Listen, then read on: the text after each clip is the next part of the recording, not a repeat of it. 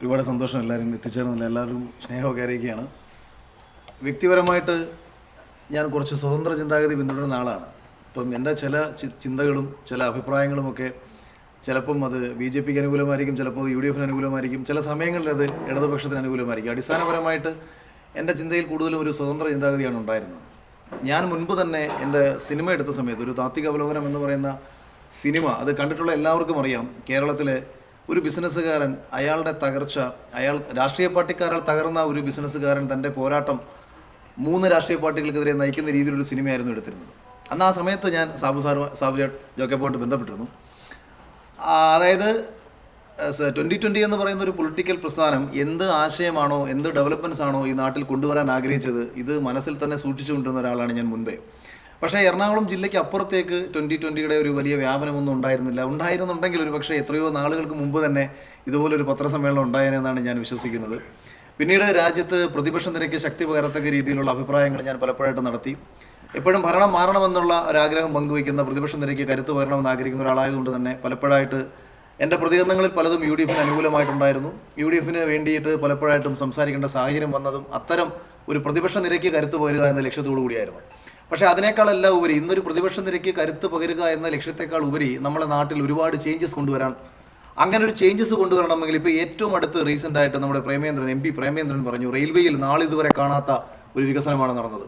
രാജ്യത്തും നാളിതുവരെ കാണാത്ത വികസനങ്ങൾ നടന്നുകൊണ്ടിരിക്കുന്നു. ലോകത്തിൻ്റെ മുന്നിൽ ഇന്ത്യ 4ാമത്തെ സാമ്പത്തിക ശക്തിയായിട്ട് കുതിച്ചുകൊണ്ടിരിക്കുന്നു. അപ്പോൾ ഒരു ഭാഗത്ത് നമ്മുടെ രാജ്യത്ത് നടന്നുകൊണ്ടിരിക്കുന്ന വികസനങ്ങൾ കണ്ടില്ലെന്ന് നടിക്കാൻ പറ്റത്തില്ല. അതേസമയം തന്നെ നമ്മുടെ കേരളം പലപ്പോഴും ചിന്തകൾ കൊണ്ടും മറ്റു പല കാരണങ്ങൾ കൊണ്ടും പിന്നോട്ടാണ് പോയിക്കൊണ്ടിരിക്കുന്നത്.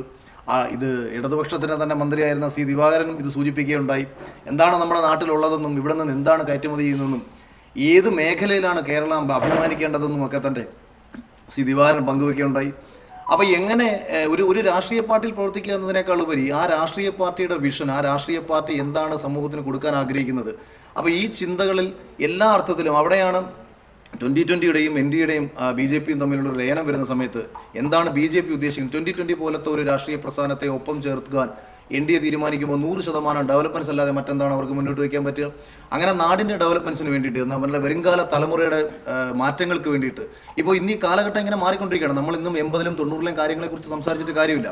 എന്താണ് 2030 സംഭവിക്കാൻ പോകുന്നത്, എന്താണ് 2035ലും 40ലും നമ്മുടെ തലമുറയ്ക്ക് ഉണ്ടാകേണ്ട അറിവുകൾ എന്തൊക്കെയാണ്, അവർക്ക് ഏത് മേഖലയിലാണ് സർവൈവ് ചെയ്യാൻ പറ്റുക. അപ്പോൾ ഇതൊക്കെ കൊടുക്കാൻ കഴിയണമെങ്കിൽ വിഷണറി ആയിട്ടുള്ള, ദീർഘവീക്ഷണമുള്ള, കുറച്ചുകൂടെ മലയാളത്തിൽ പറഞ്ഞാൽ ക്രാന്തദാർശനികമായ ചിന്തകൾ പങ്കുവയ്ക്കാൻ ശേഷിയുള്ള നേതാക്കന്മാർ വരണം.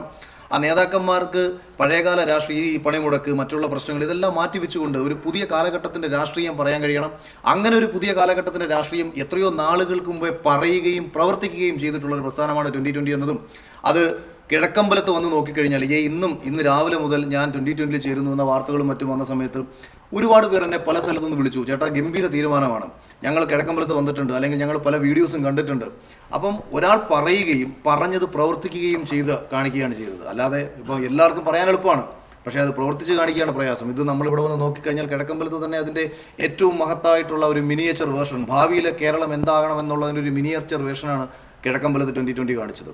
അപ്പം സാബു ജേക്കബിൻ്റെ വിഷനും 2020യുടെ കാഴ്ചപ്പാടും ഈ രീതിയിൽ വരുമ്പോൾ എന്നെ കണക്ക് ചിന്തിക്കുന്ന ഒരാൾക്ക് ഏറ്റവും മികച്ച രീതിയിൽ പ്രവർത്തിക്കാനും ചേരാനും ഇതല്ലാതെ മറ്റൊരു രാഷ്ട്രീയ ആശയം നിലവിൽ കേരളത്തിലില്ല. ആ സന്തോഷമാണ് ഞാൻ ഇന്നിവിടെ പങ്കുവയ്ക്കുന്നത്. അതിൻ്റെ ഭാഗമാകാൻ വേണ്ടിയിട്ട് ആഗ്രഹിക്കുന്ന നിരവധി പേരുണ്ടാവുമെന്ന് എനിക്കറിയാം. എന്നെപ്പോലെ ചിന്തിക്കുന്ന ധാരാളം പേരുണ്ട്.